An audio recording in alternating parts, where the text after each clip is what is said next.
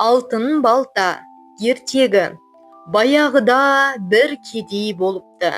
Бір күні ол көршілес байдың балтасын сұрап алып, отынға барыпты.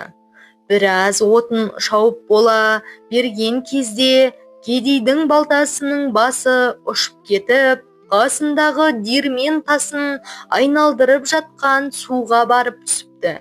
Кедей диірменші шалға келіп, балтамды алып бер деп жалынады. Шал диірменін тоқтатып суға қолын тығып жібереді де, бір алтын басты балтаны алып шығады. «Мынау ма балтаң?» дейді диірменші. «Жоқ, бұл емес», дейді кедей.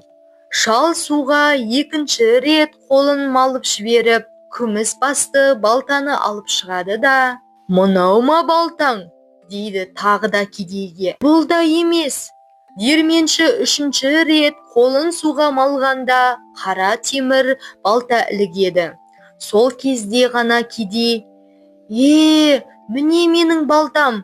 деп оған қолын соза бергенде, диірменші шал оны тоқтатып, «Шырағым, дүние қоңыз емес, ақпейіл, адал жан екенсің.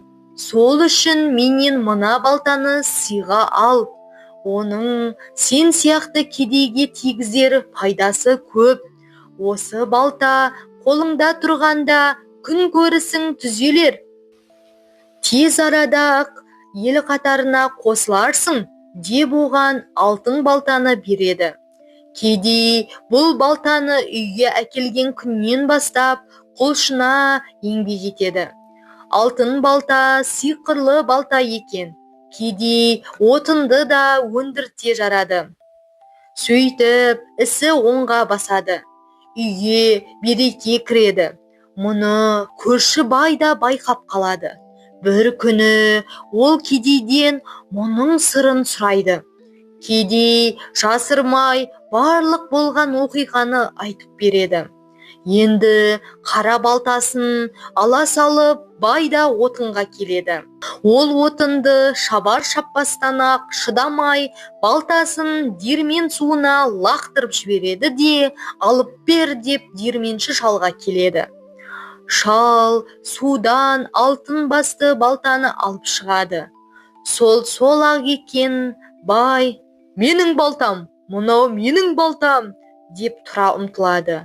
Бірақ диірменші шал оны кеудесінен итеріп тоқтатады да, «Қоя тұр, құлқыны тоймаған қу неме, міне сенің балтаң!» деп байға өзінің темір басты балтасын алып береді. Бай амалы құрып үйіне қайтады. Еңбегімен күнелткен кедейді күндеп көре алмай, іш құса болған бай шаруасына да жөндеп қарай алмапты. Тұрмысының да берекесі кетіпті.